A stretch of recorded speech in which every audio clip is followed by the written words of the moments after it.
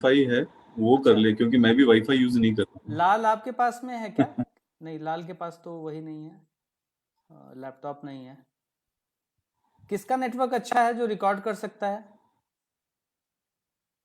मैं कर लेता हूँ रिकॉर्ड। हाँ, निशांत आप कर लीजिए। सर शुरू करें सर?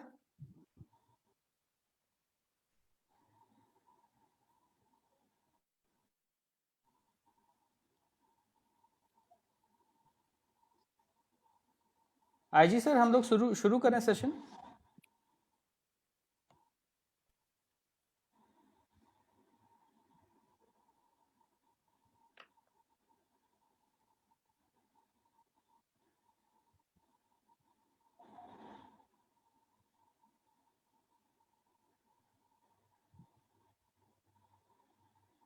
संभवतः सर सुन नहीं पा रहे हैं हमें शायद।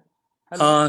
सूरज, मुझे लगता है आप लोग स्टार्ट करिए जी सर। और I join in between. Sir. थोड़ा आवाज का इशू हो रहा है, सर। तो एक बार सबको इंट्रोड्यूस करके तुम्हारे एफबी पे लाइव हो गया? सर एफबी पे लाइव नहीं हो रहा है सर। इसको सर रिकॉर्ड कर लेंगे सर, सेशन को बाद में लिंक बना के डाल देंगे सर। ओके। जी सर।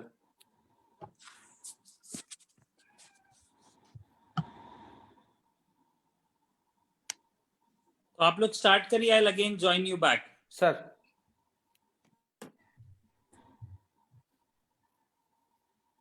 रिकॉर्डिंग शुरू करें? कौन शुरू कर रहा है रिकॉर्डिंग? तो मैं बोलना फिर शुरू करता हूँ। मैं तो 1 2 3 है ना? 1 2 3।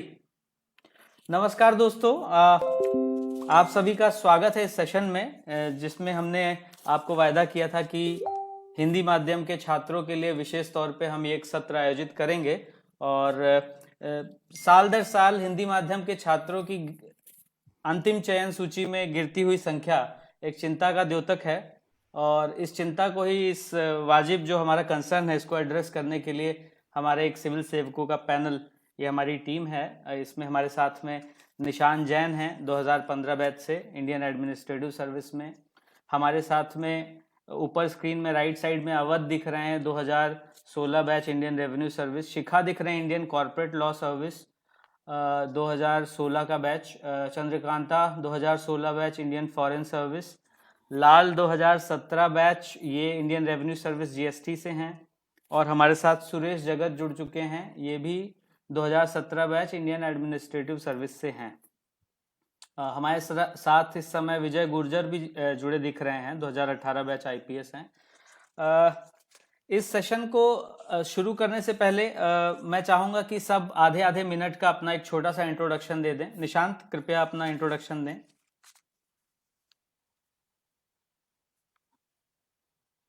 नमस्कार, मेरा नाम है निशांत जैन। मैं 2015 बैच का आईएएस अधिकारी हूँ और फिलहाल राजस्थान में पोस्टेड हूँ। और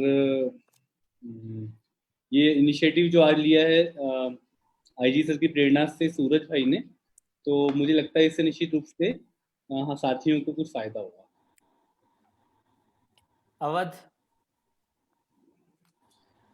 नमस्कार, मैं अवध किशोर इंडियन रेवेन्यू सर्विस से मध्य प्रदेश एंड छत्तीसगढ़ जोन में हूँ फिलहाल। और ये इनिशिएटिव काफी अच्छा है, सीधा इंटरेक्शन आपको टॉपर से मिल रहा है, और जो भी आपकी क्वेश्चन है उस पर हम कोशिश करेंगे कि जवाब देंगे। Thank you. शिखा प्लीज अपना इंट्रोडक्शन दें। स्क्रीन में जो जैसे दिख रहा है मैं वैसे ही बोलता नमस्कार। जा रहा हूँ। नमस्कार, बताएं प्लीज। नमस्कार, मेरा नाम शिखा गर्ग। मैं Indian corporate law service officer 2016 batch हूँ और फिलहाल मैं रजिस्ट्रार ऑफ कंपनीज दिल्ली और हरियाणा के ऑफिस में तैनात हूँ। इसके पहले उत्तर प्रदेश सिविल सर्विसेज और बिहार सिविल सर्विसेज में काम किया है पिछले 3-4 सालों में। और आज का ये जो इनिशिएटिव लिया गया है, मुझे लगता है हिंदी माध्यम के एस्पिरेंट्स के मन में जो बहुत सारा कॉन्फिडेंस की कमी आई है, वो शायद हम दूर करने का प्रयास कर पाए। बाकी आप लोगों के जो क्वेश्चंस रहें वो समय समय पर पूछते रहें, हम कोशिश करेंगे अपनी तरफ से कि उनके जवाब दे सकें। धन्यवाद। विजय, अपना परिचय दें। विजय सिंह गुर्जर।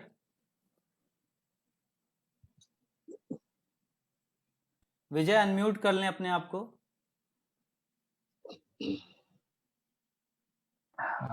नमस्कार, मेरा नाम विजय सिंह गुर्जर है। मैं 2018 बैच का गुजरात कैडर का भारतीय पुलिस सेवा का अधिकारी हूँ और ये हिंदी माध्यम के लिए सूरज सर का इनिशिएटिव है, आईजी सर की प्रेरणा से। तो मुझे लगता है कि अभ्यर्थियों के मन में जो डाउट्स हैं और जिनसे क्वालिटी इम्प्रूवमेंट हो सकता है, थोड़ा-सा अंतर मुझे लगता है जो है जहाँ पे सुधार की ज़रूरत है, वो शायद इस प्लेटफ़ॉर्म से हम सारे लोग मिलके और अभ्यर्थियों तक पहुँच सकें। धन्यवाद। चंद्रकांता प्लीज अपने को इंट्रोड्यूस करें। नमस्कार, मैं चंद्रकांता राठौर, भारतीय विदेश सेवा 2016 बैच। वर्तमान में मैं under secretary in ministry of external affairs working as.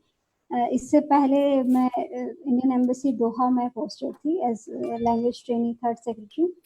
बेशक सूरज सर का ये इनिशिएटिव है और मुझे लगता है कि अभी तक हिंदी माध्यम के अभ्यर्थियों में जो उनके प्रयास और यूपीएससी का जो स्तर है सवालों का, उनके बीच की जो बड़ी खाई है, उसके बीच के अंतर को भरने की हमारी कोशिश है।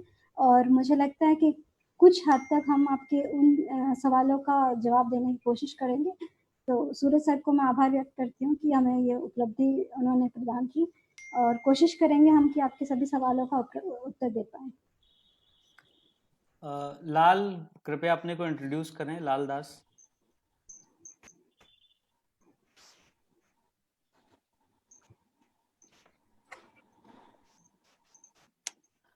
लाल दास, कृपया अपने को इंट्रोड्यूस करें। नमस्कार, मेरा नाम लाल दास है। मैं भिलाई छत्तीसगढ़ से हूँ। वर्तमान में भारतीय राजस्व सेवा 2017 बैच का अधिकारी हूँ।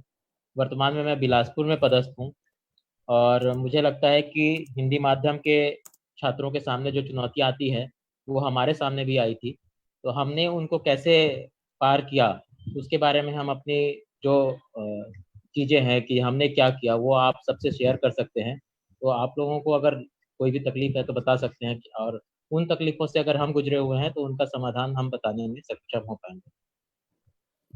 बाकी IG sir Shri Deepanshu Kabra sir हमारे साथ में जुड़े हुए हैं। इनकी प्रेरणा से हमेशा सर अच्छा काम करते रहते हैं और सामाजिक सरोकार के कामों में आगे बढ़ के हिस्सा लेते हैं सर। तो सर की प्रेरणा से हम लोग भी कोशिश करते रहते हैं कि कुछ कुछ हम अच्छा करते रहें। और सर किसी परिचय के खास मोहताज हैं नहीं, काफ़ी सर का काफ़ी अच्छा नाम है और हम भी कोशिश करते हैं कि हम भी उनके पद चिन्हों पे चलें।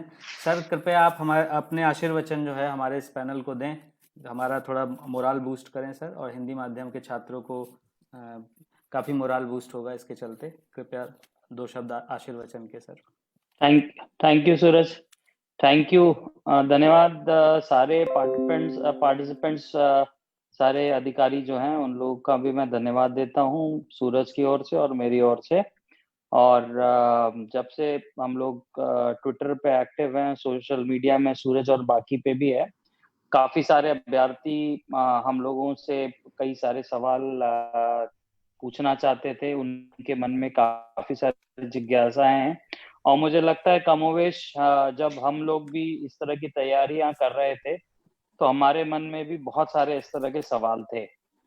उस समय सोशल मीडिया इतना एक्टिव नहीं था और इनफैक्ट इंटरनेट भी मेरे समय में, आप लोग के समय तो था, इंटरनेट भी हम लोग के समय उतना नहीं था।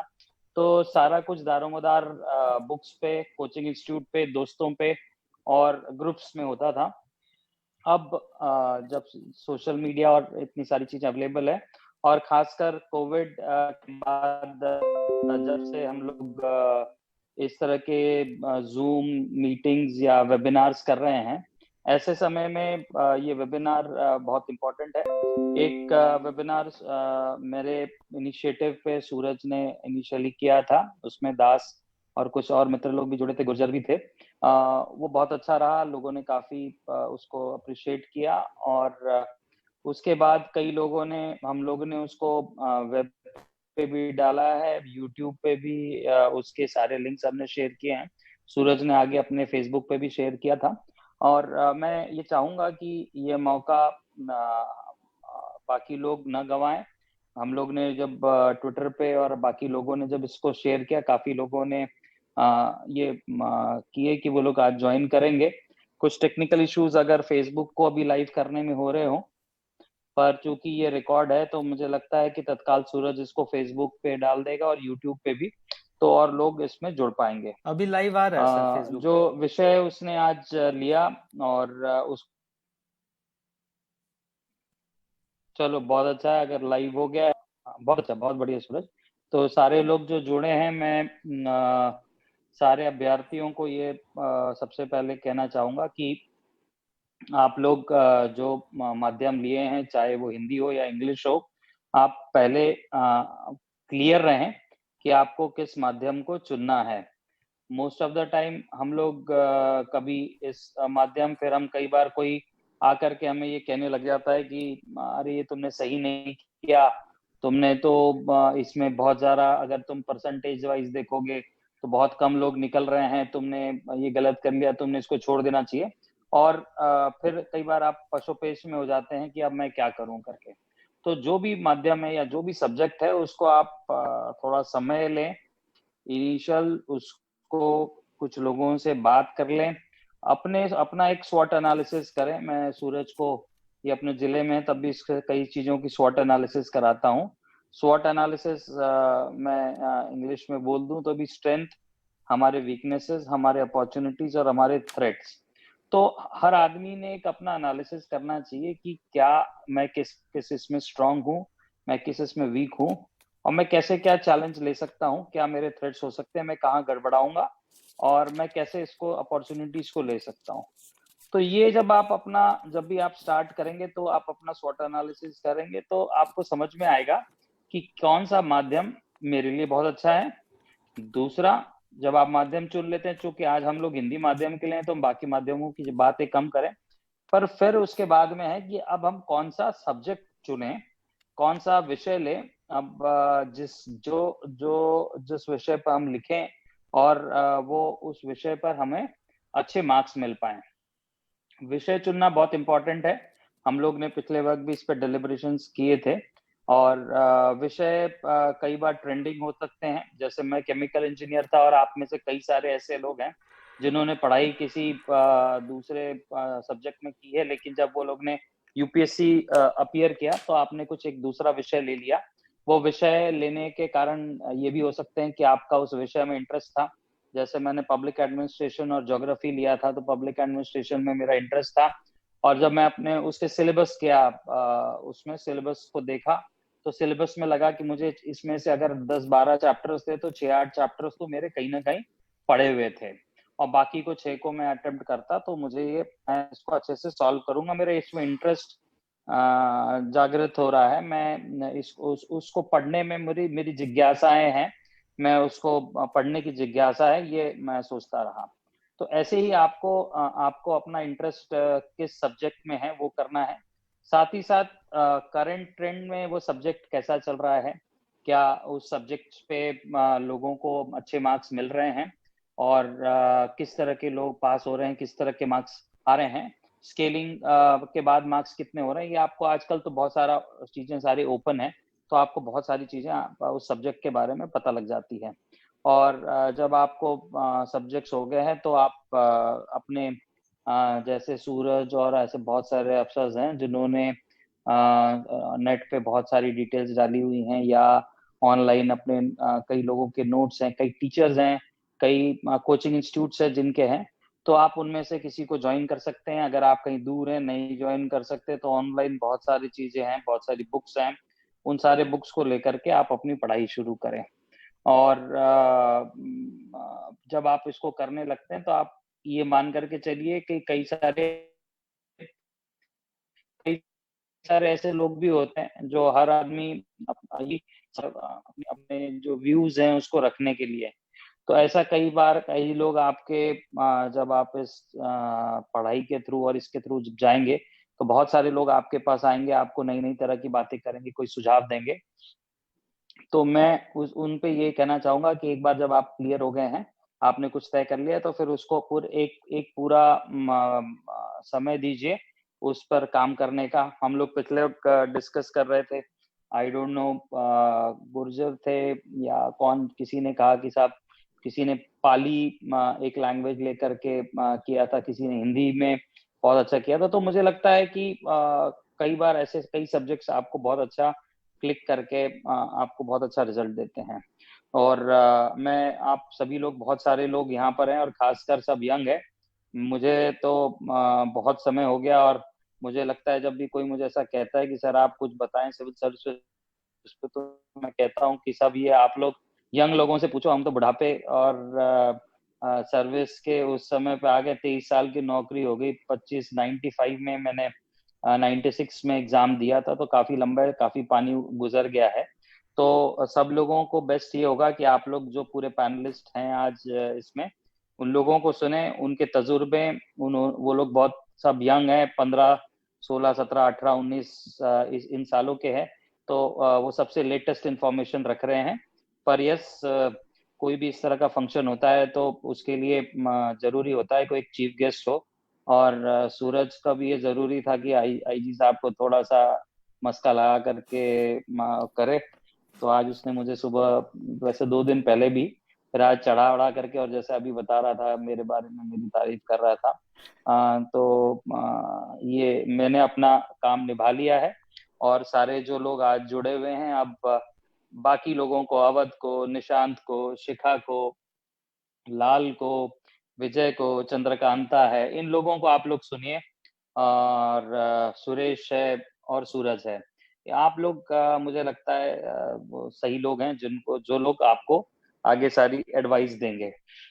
Thank you very much. Thank you Suraj, आप लोग कंटिन्यू करें। मैं ऑफ कैमरा रहूंगा और पर चीजों को सुन रहा हूँ, और जहां बीच होंगे मैं जरूर ज्वाइन करूंगा। सर आपके पल्स ऑफ विजडम के लिए धन्यवाद सर, अनमोल वचनों के लिए। और थोड़ा सा सर रूपरेखा बताना चाहेंगे इस कार्यक्रम की। जीएस के हमारे 4 पेपर हैं आज के समय में, जीएस 1, 2, 3, 4। उस पे हमने कुछ कुछ बांटा हुआ है। कोशिश करेंगे कि अधिक से अधिक आज कवर कर सकें। नहीं कर पाए तो आगे इन सेशंस को आगे बढ़ाते हुए चलेंगे, फिर से रखेंगे इनके पार्ट 2, 3, 4 टाइप से।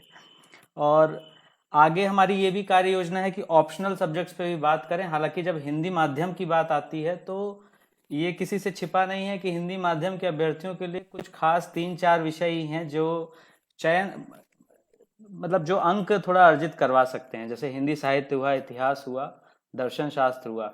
मैं ये 3 सब्जेक्ट याद कर पा रहा हूँ सर। उनको भी हम कोशिश करेंगे आगे कवर करने की।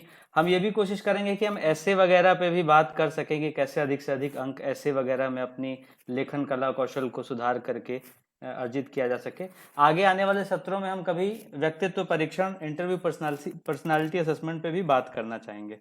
पर आज के लिए सर हम कोशिश करते हैं कि जीएस का जितना अधिक से अधिक और कुछ जनरल किस्म के डाउट्स कवर कर सकें। कुछ एक यहाँ पे तो सर लाइव में मैं देख रहा हूँ कि ज़्यादातर लोग सलाम नमस्ते वगैरह भेज रहे हैं, लेकिन मेरे पास में इंस्टाग्राम के थ्रू हजारों अभ्यर्थी क्वेश्चन वगैरह भेजते रहते हैं। उनके ऐसे कुछ कॉमन डाउट्स मैं लेना चाहूँगा। और मैं सबसे पहले अपने पैनल से पूछना चाहूँगा कि एक सामान्य हिंदी माध्यम का छात्र जो है वो कहाँ से शुरुआत करे, या कोई भी अभ्यर्थी क्या शुरुआत करे? जैसे वो ग्रेजुएट फाइनल ईयर में है या ग्रेजुएशन में उसने प्रवेश लिया है या अंतिम वर्ष में है, वो कहाँ से शुरुआत कहाँ से करे? तो इसके बारे में मैं निशांत चाहूंगा आप इस पे थोड़ा सा बताएं, हमारे जितने भी दर्शक हमसे जुड़े हुए हैं। जी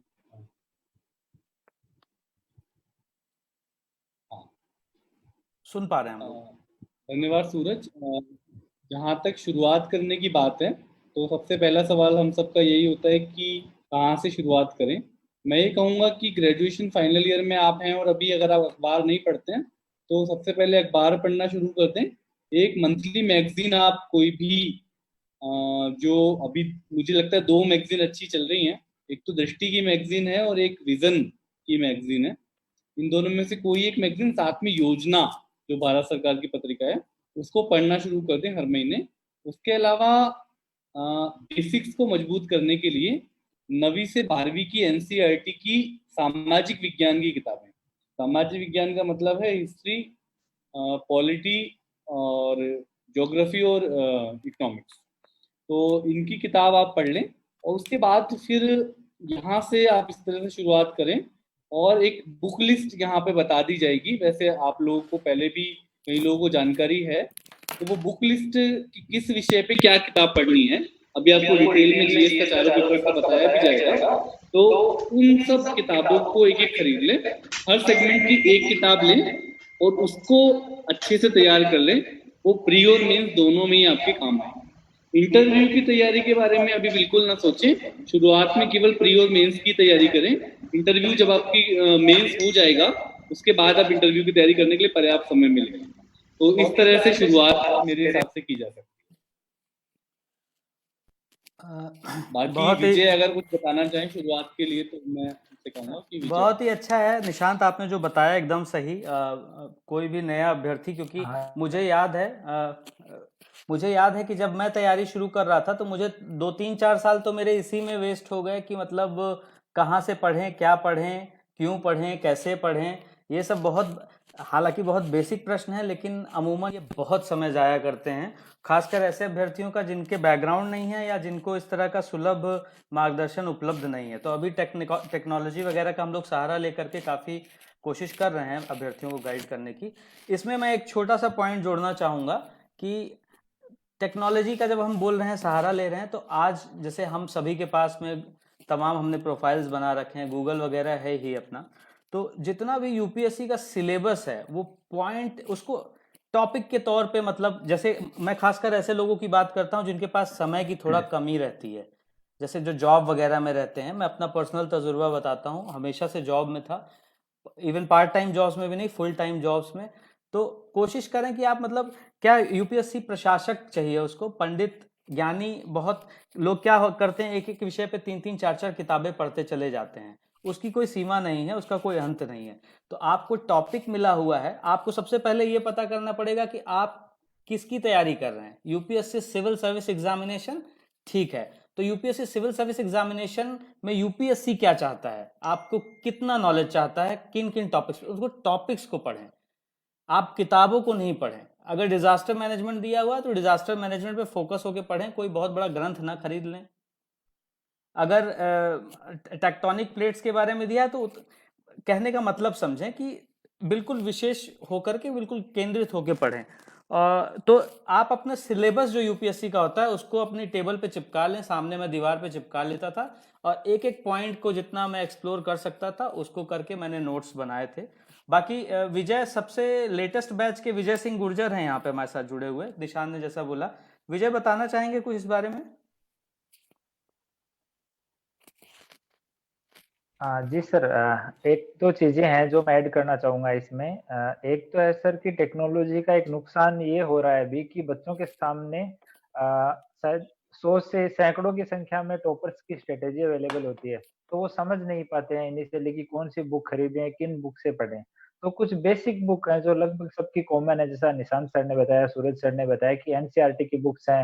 आप न्यूज़पेपर पढ़ सकते हैं। करंट अफेयर के लिए एक लिमिटेड हमें मैगजीन लेनी है और लिमिटेड एक सोर्स शुरू में फॉलो करना, ये बहुत ज्यादा जरूरी है। अगर आप बहुत सारी किताबें एक साथ इकट्ठी कर लेंगे तो फिर मुश्किल हो जाएगा उनको पढ़ना, और एक जो मोटिवेशन है वो 1-2 महीने में ही खत्म हो जाएगा। तो एक सही बुक का चयन करना बहुत ज्यादा जरूरी है। और जो लंबी लिस्ट होती है उसमें से आपको ये आपको खुद से आप सीनियर्स की मदद ले सकते हैं कि कैसे हम इनिशियली एक छोटी सी बुक लिस्ट तैयार करें और उनको एक बार प्रिपेयर करें। जी सर। बिल्कुल सही। इस पे और कोई कुछ जोड़ना चाहे? शिखा, अवध, चंद्रकांता? सूरज सर, मैं कुछ पॉइंट्स जोड़ना चाहूंगा प्लीज। मैं जब हिंदी मीडियम के कुछ बच्चों के साथ इंटरेक्ट करता हूं तो जनरली जैसे मैं उनको बोलता हूं कि आप द हिंदू न्यूज़पेपर पढ़िए या द टाइम्स ऑफ इंडिया वगैरह, इस टाइप के कुछ न्यूज़पेपर आप उठा सकते हैं, मेनली द हिंदू या इंडियन एक्सप्रेस। तो वो लोग इसको इग्नोर कर देते हैं कभी कभी और कुछ और की तरफ चले जाते हैं। तो कभी कभी जो स्टडी मटेरियल यूपीएससी में ज्यादा इंपॉर्टेंट हो जाता है वो छूट जाता है हमारे हाथों से। हम या तो इंग्लिश से डर रहे होते हैं या सीखना नहीं चाह रहे होते हैं। तो इसको अगर फ्लॉ को दूर करेंगे, इंग्लिश का मटेरियल भी अगर हम अगर उसको पढ़ सकें, क्योंकि जितने लोग सेलेक्ट हुए हैं मैं मैक्सिमम को जानता हूँ, उनमें से कई लोगों ने इंग्लिश के मटेरियल भी यूज किए हैं पढ़े हैं तो बेसिक इंग्लिश आना चाहिए, पढ़ते लिखते, वो आपको इंग्लिश कंपलसरी में भी हेल्प करेगी। और ग्रेजुएशन और उसके बाद से भी अगर आप न्यूज़पेपर अच्छे से रेफर करेंगे तो वो आगे भी आपको यूपीएससी में नॉलेज बेस इतना हो जाएगा कि आपका प्री जनरली नहीं रुकता है। मैं लगातार 4-5 बार प्री मेरे निकले हैं अच्छे मार्जिन से, तो मैं इस चीज को हिंदी मीडियम के बच्चों को मेंस में भी फायदा करता है वो।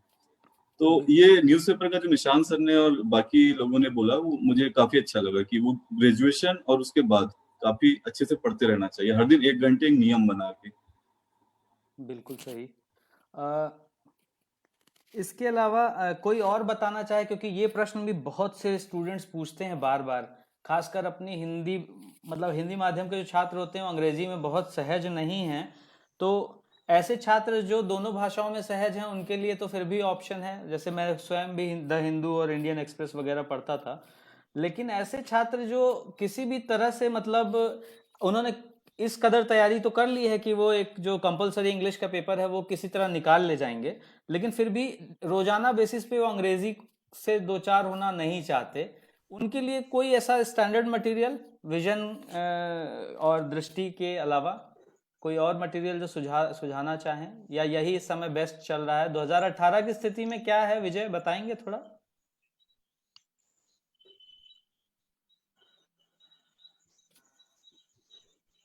सर जो करंट अफेयर की जो मैगजीन्स हैं वो मार्केट में नो डाउट यही दोनों अच्छे हैं, इनमें से आपको एक का चुनाव करना है। और सर एक हिंदी में दैनिक जागरण का राष्ट्रीय संस्करण न्यूज़पेपर है, वो अंग्रेजी के जो न्यूज़पेपर है उतना अच्छा तो नहीं है, लेकिन कुछ ठीक है कि बाकी के जो हिंदी के न्यूज़पेपर है उनसे कुछ मामलों में ठीक है। सर हिंदी में जो बच्चे हिंदी मीडियम के अंग्रेजी का अखबार नहीं पढ़ सकते हैं, वो एक काम कर सकते हैं कि बहुत सारे जो ऑनलाइन प्लेटफॉर्म है, कई सारी कोचिंग्स के हैं, दृष्टि का भी है, विजन का भी है, ये टॉपिक वाइज कुछ एनालाइज करते हैं चीजों को। तो जैसे आपसे एडिटोरियल नहीं पढ़ा जा रहा है तो सेम टॉपिक आप जैसे स्टडी IQ यूट्यूब चैनल है, उसके यूट्यूब चैनल पे जाके वो वीडियो देख के अपने हिंदी में नोट्स बना लीजिए। बट वो चीजों की अंडरस्टैंडिंग आपको लेनी ही पड़ेगी, चाहे आप वो न्यूज़पेपर के एडिटोरियल से ले रहे हैं, चाहे यूट्यूब चैनल से ले रहे हैं। तो ऐसे टॉपिक बच्चे छांट सकते हैं और बाद में उनको ऐसे प्लेटफॉर्म से अपना स्पष्ट कर सकते हैं इनका जो इश्यू है। बिल्कुल ठीक कहा आपने। एक बहुत से लोग बोलते हैं, एक सामान्य सा प्रश्न रहता है कि हम बहुत पढ़ते हैं लेकिन हमें याद नहीं रहता, जिससे हमारा कॉन्फिडेंस डामाडोल रहता है। इस बारे में मेरा अपना पर्सनल तजुर्बा है कि हमें पढ़ते रहना चाहिए। हमें ऐसा लगता है कि याद नहीं रहता, लेकिन वो कहीं ना कहीं दिमाग में रहता है, लिखते समय आ जाता है। आप लोग इस बारे में कुछ बताना चाहें या कुछ अच्छी टेक्निक्स बताना चाहें जिससे रिटेंशन पावर जो है और अच्छी हो सके? शिखा, आप इस बारे में कुछ बताना चाहेंगे? क्योंकि सागर जैसा सिलेबस है सर यूपीएससी पहली बात तो का। मैं हाँ पहले सबसे पहले मैं वही न्यूज़पेपर वाली बात पर कुछ ऐड करना चाह रही थी प्लीज। कि अपनी तैयारी के शुरुआत के दिनों में मुझे भी बहुत डर लगता था अंग्रेजी के न्यूज़पेपर पढ़ने में। और जैसे जब भी किसी कोचिंग में जाती थी या किसी सिलेक्टेड लोगों के इंटरव्यू पढ़ती थी तो पहले लिखा होता था कि द हिंदू को पढ़ना है। और हिंदी माध्यम के होने की वजह से और बहुत छोटे से क्षेत्र से होने की वजह से एक डर था, एक मन में एक असुरक्षा की भावना, एक भय की भावना कि पता नहीं अंग्रेजी समझ में आएगी कि नहीं आएगी। एक पूरा दिन हिंदू में चला जाता था।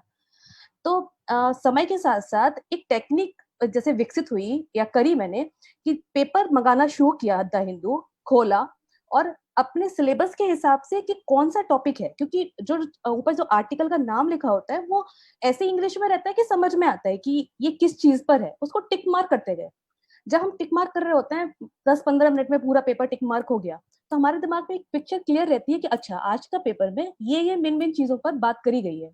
फिर हम रात में जब AIR पर न्यूज सुनते थे या योजना पढ़ रहे होते थे, उस समय एक सिविल सर्विसेज क्रॉनिकल की बुक आया करती थी, विजन स्टार्ट हो गई थी, तो उनको पढ़ते समय ये समझ में आ जाता था कि हाँ हमारा ये टॉपिक तैयार हो रहा था हिंदू से और ये हमें बुक में, मैगजीन में या न्यूज में मिल रहा है। तो एक तैयारी होती रहती थी और अगर जो चीज नहीं मिल रही है उसको एक अलग से बुकलेट पर नोट कर लिया, अपनी डायरी में नोट कर लिया कि ये टॉपिक है अभी जो छूट रहा है, जो बाकियों ने कवर नहीं किया। तो उसको कभी भी कोचिंग में जाकर या किसी फ्रेंड से या कहीं से भी डिस्कस कर लिया कि हाँ ये पता चल गया। तो इस तरीके से हम करंट को कवर कर सकते हैं, जो हिंदी माध्यम के प्योर हिंदी माध्यम के विद्यार्थी हैं जिनको डर लगता है अंग्रेजी से। दूसरा, रिटेंशन के लिए आप मैं अपनी तकनीक बता सकती हूँ, बाकियों का क्या अपनी अपनी तकनीक हो सकती है। मेरी आदत है पढ़ते समय मैं नोट डाउन करती हूँ, क्योंकि मुझे लगता है कि जब हम पढ़ रहे होते हैं तो या तो मुंह से बोलकर पढ़ेंगे या हाथ से लिखकर, थोड़ी सी अभिव्यक्ति हो जाती है, शायद वो दिमाग में बैठता है। और एक बार लिखने के बाद वो ऐसा शॉर्ट नोट जैसा बन जाता है अपने आप कि फिर हमें वो टेक्स्ट बुक उठाकर दोबारा नहीं पढ़नी होती। जैसे कि मैं एग्जांपल के तौर पे बताऊं, जब जीएस मेंस का जब सिलेबस चेंज हुआ और फर्स्ट पेपर में ऐड हुआ भारत आजादी के बाद भारत, विपिन चंद्रा पहली बार उठाई वो मोटी वाली बुक, सिलेबस से टॉपिक छांटे कि हाँ ये टॉपिक इसमें इंपॉर्टेंट है, और बुक को उठा के पढ़ना शुरू किया। पढ़ते पढ़ते जो भी एक घटनाक्रम लग रहा था या कोई इंपॉर्टेंट समझ में आ रहा था, फैक्ट या न्यूज कुछ भी, उसको लिखते गई मैं। इसके बाद यकीन मानिए, इसके बाद मुझे वो विपिन चंद्रा की बुक दोबारा नहीं उठानी पड़ी। वो मेरा 10-12 पेज का अपने नोटबुक पर एक नोट जैसा बन गया, जिसमें कि पूरी समराइज था विपिन चंद्रा का, जो हमारे लिए जरूरी था। और इनफैक्ट आज भी आसपास के जो भी बच्चे तैयारी कर रहे होते हैं, मैं उनको बोलती हूँ बार देख लो ये, कि थोड़ा सा ऐसे लिखने से आपको इस तरह से लिखने से आपको शायद फायदा हो। तो एक बड़ी सी किताब बहुत छोटे स्वरूप में आ जाती है, और फिर उसको बार बार पढ़ना, क्योंकि जितनी बार हम पढ़ेंगे 4 से 5 बार हमें किसी भी चीज को पढ़ना पड़ेगा अगर हमें रिटेन करना है। इसमें बिल्कुल सही आपने बोला। इसमें मैं भी कुछ जोड़ना चाहूँगा। मैं ये जोड़ना चाहूँगा कि हमेशा ये बेहतर रहता है कि एक अच्छी मानक किताब को 3-4-5 बार पढ़ा जाए, बजाय कि 3-4-5 किताबों को एक एक बार पढ़ा जाए। तो ये हम कई बार गलती कर जाते हैं। हमें थोड़ा सा प्रोफेशनल अप्रोच लगाना पड़ेगा। और रिटेंशन वाली बात पे मैं अपनी बात साझा कर सकता हूँ। मेरा ये रहता है कि जैसे हमने शुरू से ही जाना समझा है कि मेमोरीज कई तरह की होती हैं। जैसे दृश्य मेमोरी होती है जो आप देखते हैं ध्यान से, श्रव्य मेमोरी होती है जो आप सुनते हैं ध्यान से, यांत्रिक मेमोरी होती है जो आप लिखते हैं ध्यान से। ऐसे ऐसे करके बहुत सारी तो आप मतलब बराबर जो है, जैसे बोल के पढ़ने का आपने बोला, या कोई आपको बोल रहा है, मैं कई सारी चीज़ें रिकॉर्ड भी कर लेता था तो सुनता रहता था उसको ऐसे ही। तो लिखने का अपना है, देखने का अपना है, पढ़ने का, सुनने का, हर तरह की मेमोरी को जो है यूटिलाइज करिए। आपको नहीं पता कि कब कहाँ पे कौन सी चीज़ जो आपकी आंखों के सामने से गुजरी हो या सुनते सुनते आप बस निकल गए हों और वो आपके काम आ जाती है, तो वही आधे अंक से कई बार सिलेक्शन हो जाते हैं लोगों के। तो यूपीएससी में बहुत सारे फैक्टर्स रहते हैं। एक प्रश्न जो बहुत कॉमन है, हाउ टू चूज ऑप्शनल, ये प्रश्न सभी माध्यमों का बड़ा कॉमन सा प्रश्न है, लेकिन हिंदी माध्यम में इसकी चुनौती और बड़ी हो जाती है। तो मैं चंद्रकांता आपसे जानना चाहूंगा, या सुरेश मुझे सुन रहे हैं क्या? सुरेश से अभी तक बात नहीं हो पाई है। सुरेश? यस सर, सुन रहा हूँ सर। हाँ सुरेश, बताएं ऑप्शनल चुनने में क्या क्या चीजें ध्यान में रखनी चाहिए, खासकर हिंदी माध्यम के पर्सपेक्टिव से। सर, आज तो हिंदी माध्यम के स्टूडेंट्स के लिए खासकर हमारा ये कार्यक्रम है। तो जैसा कि मैंने देखा है कि हिंदी माध्यम के जो विद्यार्थी है ज़्यादातर छोटे जगहों से होते हैं, और उनका जो सब्जेक्ट होता है ग्रेजुएशन का ह्यूमैनिटी होता है। तो वो लोग ऑलरेडी ग्रेजुएशन में पढ़ाई करते रहते हैं, किसी न किसी भूगोल को हो या फिर अर्थशास्त्र हो या इस तरह इतिहास हो, ऑलरेडी वो लोग पढ़ते रहते हैं। तो जब ऑप्शनल चूज करने की बात आती है सर, तो मेरा ये तरीका रहा है, और जो कि आई थिंक काफी लोग ये स्ट्रेटजी अपनाते होंगे। आप एक ग्रेजुएशन में आप 2-3 सब्जेक्ट अगर आप पढ़ रहे हैं, उसमें से आप 2-3 सब्जेक्ट चूज कर सकते हैं। उसके अलावा अगर आपको अपने ग्रेजुएशन से अलावा अगर 1-2 सब्जेक्ट आपको पसंद है, वो आप चूज कर सकते हैं। तो ऐसे करके 4-5 ऑप्शनल सब्जेक्ट्स का एक लिस्ट बन जाता है। फिर उन ऑप्शनल सब्जेक्ट्स की जो सिलेबस है, उनका जो परफॉर्मेंस है, या आपका जो इंटरेस्ट है, उनका सिलेबस का साइज कितना है, आपके पास कितना टाइम है, आप वर्किंग है, आपके पास टाइम की कमी है या फिर आपके पास भरपूर समय है, ये सारी चीजें कैलकुलेशन करने के बाद जो है कम से कम आपके पास 2 विषय ऐसे आ जाते हैं जिनमें से आपको एक चूज करना पड़ता है। तो मेरा यही मानना है कि इस तरह से आप जो है ऑप्शनल चूज कर सकते हैं। आपकी अगर इंटरेस्ट हो, उसमें रुचि हो, और अगर वो ग्रेजुएशन सब्जेक्ट हो, तो इससे बढ़िया और कुछ चीज नहीं हो सकती है। और तीसरा एस्पेक्ट है उसका यूपीएससी में परफॉर्मेंस, उसका सिलेबस का साइज, या एक्चुअल में सिलेबस थोड़ा डिफरेंट भी हो सकता है आपके ग्रेजुएशन के सिलेबस से। इन सारी फैक्टर्स को कैलकुलेट करेंगे तो 2-3 चीजें हैं इम्पोर्टेंट। जिससे आप सिलेबस चूज कर सकते हैं, ऑप्शनल सब्जेक्ट चूज कर सकते हैं। ये मेरी स्ट्रेटजी रही है सर। मोटे मोटे तौर पे लगभग सभी पॉइंट सुरेश आपने कवर कर दिए। लाल, आप कुछ बोलना चाहेंगे इस बारे में, ऑप्शनल कैसे चुने, खासकर हिंदी माध्यम में?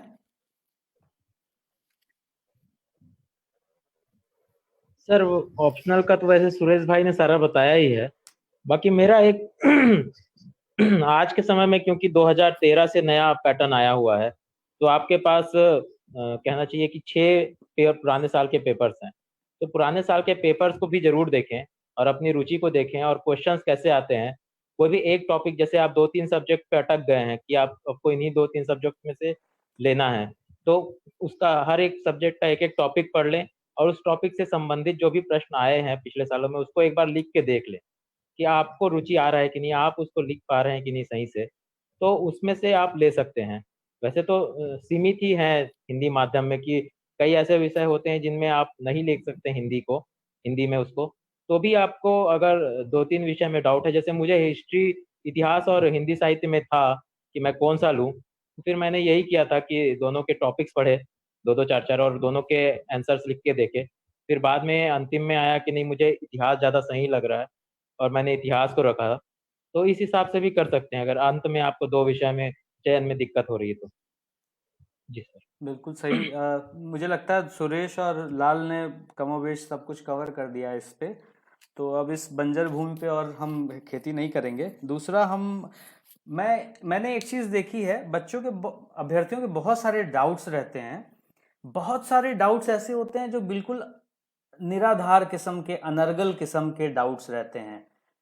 हो सकता है वो डाउट्स उनके लिए उस स्टेज में बड़े मायने रखते हों, लेकिन बहुत सारे ऐसे डाउट्स हैं जो यूपीएससी का केवल नोटिफिकेशन पढ़ लेने भर से मुझे बहुत सैकड़ों लोग पूछते हैं क्या हाइट चाहिए आईपीएस के लिए सर। इस तरह का प्रश्न रहता है कि सर पर डे कितने घंटे पढ़ें तो हो जाएगा सिलेक्शन। ये सब डाउट्स को मैं मतलब यूजलेस डाउट्स बोलूंगा। I am sorry for this फोल लैंग्वेज, बट होता क्या है कि जैसे आपकी अपनी क्षमता है, आपकी अपनी पृष्ठभूमि है। बहुत से लोग बोलते हैं सर मैं ऐसा कर लूं या वैसा कर लूं। आपकी स्वॉट एनालिसिस आप सबसे बेस्ट करेंगे, आपकी क्या स्ट्रेंथ है, क्या वीकनेसेस है, क्या अपॉर्चुनिटीज हैं, क्या थ्रेट्स हैं। सर मैं नौकरी के साथ कर लूं या नौकरी के बगैर ही करूं। तो ये सब चीजों का एनालिसिस, आपकी परिवार की क्या पारिवारिक पृष्ठभूमि है, आप कितना लंबा सस्टेन कर सकते हैं। अगर आप बहुत लकी नहीं हैं तो यूपीएससी एक ऐसा जुआ है जिसमें 4 से 5 साल भी लग सकते हैं। तो इन सब चीजों को ध्यान में रखते हुए, अपना बेस्ट से बेस्ट एनालिसिस खुद की क्षमताओं का करते हुए आप 8 घंटे पढ़ सकते हैं। कोई व्यक्ति वही काम 4 घंटे में कर सकता है, कोई 16 घंटे में भी कर सकता है। तो ये सब प्रश्न ना करते हुए हम मुख्य मुख्य प्रश्नों पे ही अभी बात कर रहे हैं। मैं ये जानना चाहूंगा, चंद्रकांता आप बताएं, आप हिंदी माध्यम में, हमारे हिंदी माध्यम के सशक्तिकरण का भी, ना केवल नारी सशक्तिकरण का बल्कि हिंदी माध्यम के सशक्तिकरण का भी प्रतीक हैं। आप बताएं कि हिंदी माध्यम के स्टूडेंट्स के लिए कोचिंग अपरिहार्य है क्या?